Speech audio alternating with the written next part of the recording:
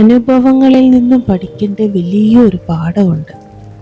പലപ്പോഴും മാതാപിതാക്കന്മാർ കുഞ്ഞുങ്ങൾ നമ്മുടെ കൂടെ ഉള്ളപ്പോൾ നമ്മൾ മറ്റു പലതിൻ്റെയും പിന്നാടി ഓടിക്കൊണ്ടേയിരിക്കും.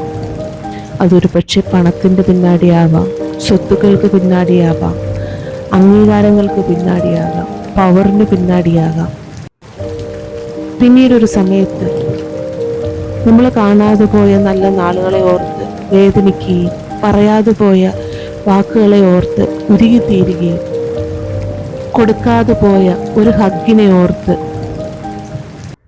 ഇല്ലാതാവുകയും ചെയ്യുന്ന ഒരുപാട് പേരൻസിനെ കാണുന്നുണ്ട്.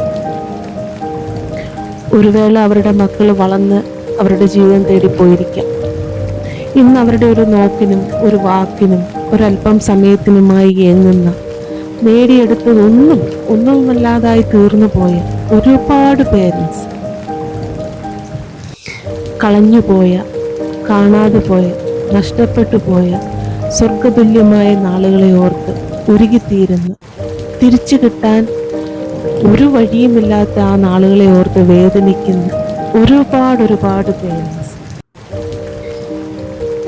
ഞാൻ എന്തിനു പിന്നാടിയാണ് ഓടുന്നത്? എനിക്കിന്ന് ഏറ്റവും എളുപ്പത്തിൽ, ഏറ്റവും ആഴത്തിൽ കൊടുക്കാൻ സാധിക്കുന്നത് എന്താണ് എൻ്റെ കുടുംബത്തെയും ഈ ലോകത്തെയും സ്നേഹിക്കാൻ എന്നെ പിന്നോട്ട് വലിക്കുന്നത്? എന്തിനു വേണ്ടിയുള്ള ഓട്ടത്തിലാണ് ഞാൻ എന്നെ തന്നെ മറന്നു പോകുന്നത്? നമ്മുടെ കുഞ്ഞുങ്ങളുടെ ചെറിയ ഒരു ചിരിക്കും ചെറിയ നേട്ടങ്ങൾക്കും വിജയങ്ങൾക്കും അവരെ അഭിനന്ദിക്കാൻ എന്തുകൊണ്ടാണ് എനിക്ക് സാധിക്കാതെ പോകുന്നത്? ഓരോ പുലരിയിലും അവരെ നമ്മളോട് ചേർത്ത് നിർത്തി നമ്മുടെ സ്നേഹം എല്ലാ അളവിലും അവർക്ക് പകർന്നു കൊടുക്കാൻ എന്തുകൊണ്ടാണ് എനിക്ക് സാധിക്കാതെ പോകുന്നത്? ഇത്രയും മനോഹരമായ നിമിഷങ്ങൾ ആസ്വദിക്കാതെ, അനുഭവിക്കാതെ എന്തിൻ്റെ പുറകെയാണ് ഞാൻ ഓടുന്നത്?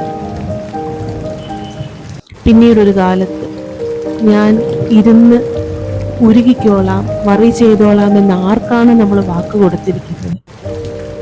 ജീവിതത്തിൻ്റെ ഒരു ഘട്ടത്തിൽ ആരാണ് നീ വിജയിയാണ്, നീ നേടിയ ഇത്രയും സ്വത്തിൻ്റെ അളവെടുക്കാൻ വരുന്നത്?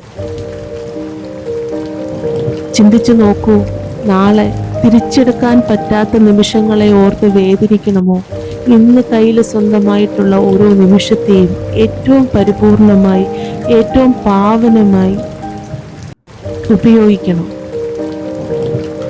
തീരുമാനം നമ്മളുടെയാണ്, ചോയ്സും നമ്മളുടെയാണ്.